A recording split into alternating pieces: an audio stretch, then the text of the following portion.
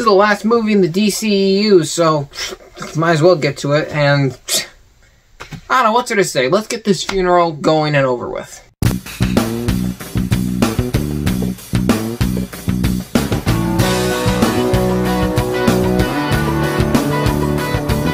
Aquaman 2 and the Lost Kingdom is directed by James Wan and stars once again Jason Momoa as Aquaman, who is the King of Atlantis. And here, Aquaman is beginning to try to fit into his job while still not wanting to entirely be King of Atlantis. But when Black Manta re-emerges once again with the Black Trident and a dark curse, he must free his brother Orm in order to form a team to protect his family and his kingdom. Not gonna lie, Aquaman 2 I didn't get to right away because, to be perfectly honest, with everything being said during the press screening, test screens are going on for this, and the behind-the-scenes stuff, the reshoots, the controversies and everything, I just sort of came out and I saw the really good-looking movies that are coming out this time. I was like, I don't care, I don't want to watch it. I just don't care. It's not gonna matter anyway. For the grander scheme of the DC, it's all gonna get erased after this anyway. But I felt like I was obligated to just do it because I feel like it's something you gotta do. It's a superhero movie, so I watched it. And I wish I hadn't. I'm going to be real with you. You got me at a time where I'm not in a good mood. Not in a good mood to be nice to a movie. Especially because I don't think filmmakers made this. This was all ran by Studio Notes anyway, so let's trash talk the daylights out of this thing. This movie's ass. It's terrible. Pretty much one of the worst movies I've seen all year. I mean, this thing is like mind-bogglingly bad. I'm going to get my positives out of the way first, which, don't worry, won't take a lot of time. Jason Momoa's kind of having fun in here as Aquaman. He just didn't care. It's like Jason Momoa just showed up on set, drank a bunch of beers, and just was like, yeah, bro, my man. Oh, yeah, like that kind of thing. He was fun. He was fine. Didn't mind him at all. There was some color saturation here. I liked seeing color in a superhero movie, which is insane to say. It was nice to see some color finally in here. There's a third act battle between him and Black Manta that's really good, really satisfying, really well made. And the movie sets up a few things I was like, okay, that could be cool. And then doesn't really follow through with them. There are a few world building aspects in here that are cool.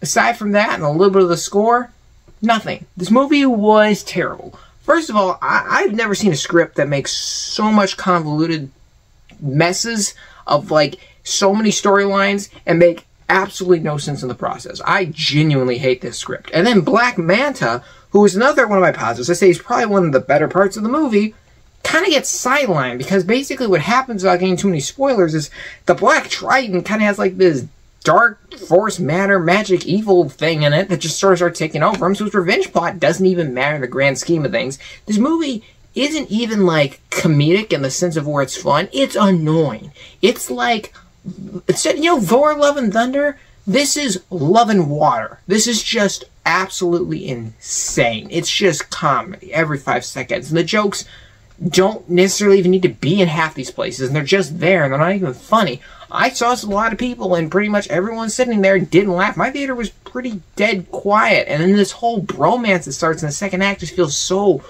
random, and it just doesn't make sense. The movie constantly changes what it wants to be. It wants to be so many different things, and it wants you to take it seriously, but then it doesn't want you to. It wants to be jokes. It wants to make meta. And the CGI here is just abysmal. I swear to God, the CGI was so bad in this thing. I can't even begin to explain how many shots I saw in here that I don't believe were finished. I mean, this thing was reshot, you can tell. Everything looks cheap. Nobody's even acting. Everyone's phoning in 100% in here. Nobody even cares anymore. Also, I'm just going to bring it up randomly. Amber Heard's in here for like 3 minutes with like 5 lines of dialogue. And that was just funny in itself. I was just like, Jesus, I don't know what you're doing with that. Like, I don't know what the original plan was for this movie. It's such a studio-ran movie.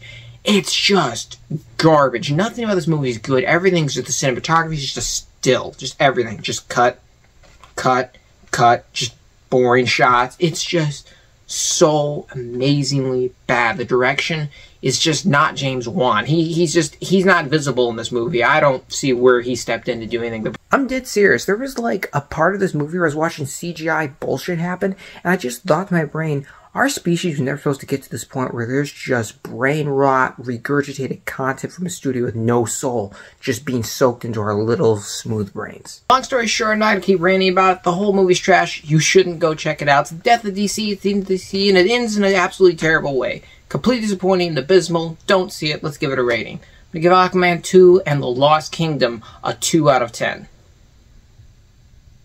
So guys, thanks so much for watching. I appreciate you, and I'll see y'all next time.